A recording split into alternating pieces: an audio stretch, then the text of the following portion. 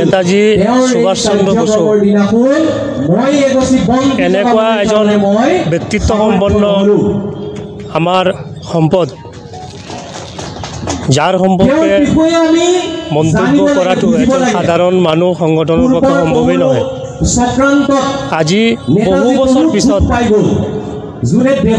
যিজন ব্যক্তিৰ জন্মদিন উদযাপন কৰাটো চৰকাৰী নিষেধাজ্ঞা আছিল, তেনেকুৱা পৰিৱেশৰ পৰা আমাৰ বৰ্তমান ভাৰতবৰ্ষত কেন্দ্ৰীয় চৰকাৰে তেখেতৰ ৰিলেটেড বহুখিনি ফাইল ক্লাছিফাই কৰিলে, এইটো আপোনালোকে গম পায়। আৰু ভাৰতবৰ্ষৰ ৰাজধানী প্ৰাণকেন্দ্ৰত য'ত মানে পৰাধীনতাৰ লগত সম্পৰ্কিত এজন ব্যক্তিৰ ষ্টেচু আছিল, সেইটো উঠাই পিনে তাতে মহান নেতাগৰাকীৰ ষ্টেচু যোৱা বছৰ কেন্দ্ৰীয় চৰকাৰে প্ৰতিষ্ঠা কৰিলে আনুষ্ঠানিকতা। আৰু আজিৰ দিনটোত পৰাক্ৰম দিৱস হিচাপে গোটেই ৰাষ্ট্ৰক ৰাষ্ট্ৰীয় মৰ্যাদাৰে আজি এই দিনটো পালন কৰা হয়। বাঙালী যুৱ ছাত্ৰ ফেডাৰেশ্যনে আৰম্ভণিৰ পৰাই নেতাজী জয়ন্তী উদযাপন কৰি আহিছে।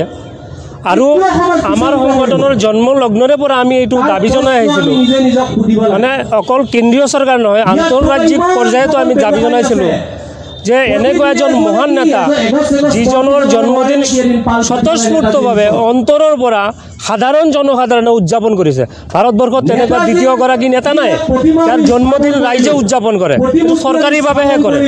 গতিকে তেনেকুৱা নেতাগৰাকীৰ মৃত্যুদিন মানে পৰিণতিটো কি হ'ল সেইটো ৰাইজৰ জনাৰ অধিকাৰ আছে। কেন্দ্ৰীয় চৰকাৰে বহুত চেষ্টা কৰিছে আৰু চৰকাৰৰ কিছুমান নীতি নিয়মো থাকে।